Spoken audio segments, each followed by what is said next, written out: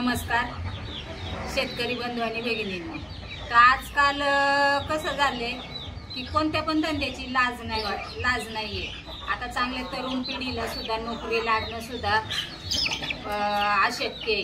त्याच्यामुळे ना कुक्कुटपालन हे भरपूर प्रमाणात लोक करतात आणि केलं पण पाहिजे। तर त्याची सुरुवात कशी केली पाहिजे की थोड्या क्वांटिटीमध्ये केली पाहिजे। थोड्या क्वांटिटीमध्ये तरी आपल्या 5-50 कोंबड्या जर सुरुवातीला जर असल्या तर पुढे होऊन त्या वाढू शकतात।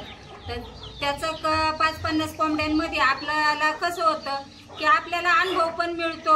आज 2 वर्ष झाले मी पण करते। 20 कोंबड्यांपासून सुरुवात केली होती तर आज माझ्या जवळजवळ 150-200 कोंबड्या आहेत।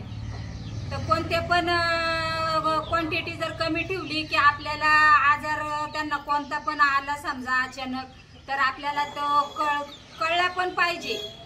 आणि त्याच्यातून आपल्याला अनुभव कसा घेता येतो की कोणती कोंबडी थोड्याशा क्वांटिटीमध्ये आपली कोंबडी पुढं एका साईडला बसली। आता जास्ती प्रमाण जर असलं तर आपल्याला ते कळत नाही, पण थोड्या क्वांटिटीमध्ये आपल्या कोंबड्यांच्या खाद्याचं नियोजन झालं तर ते योग्य पद्धतीत होतं आणि मार्केटिंग पण आपल्याला व्यवस्थित करता येते। आज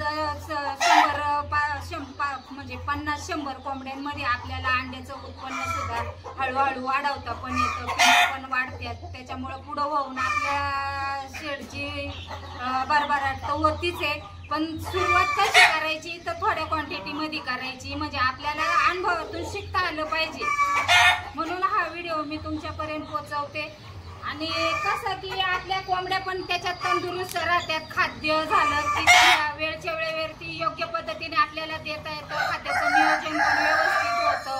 तर जास्ती क्वांटिटीमध्ये आपल्याला अनुभव पण नाही घेता येत आणि खाद्याचं पण प्रमाण जास्ती प्रमाणात वाढतं, ते काय आपल्याला लगेच कळून येत नाही। त्यामुळं अनुभवातून शिका आणि कोणत्या पण धंद्याची लाज नाही। लाज जर बाळगायची असेल तर तो माणूस कधीच पुढे जाऊ शकत नाही, तो घरातच बसून राहील। त्याच्यामुळं थोड्याशा क्वांटिटीमध्ये आहे ना आपला धंदा कसा पुढे न्यायचा तर हे आपल्याला अनुभवातून कळतं।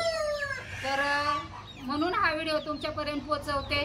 व्हिडिओ जर आवडला असेल तर व्हिडिओला लाईक करा, जास्तीत जास्त शेअर करा। धन्यवाद।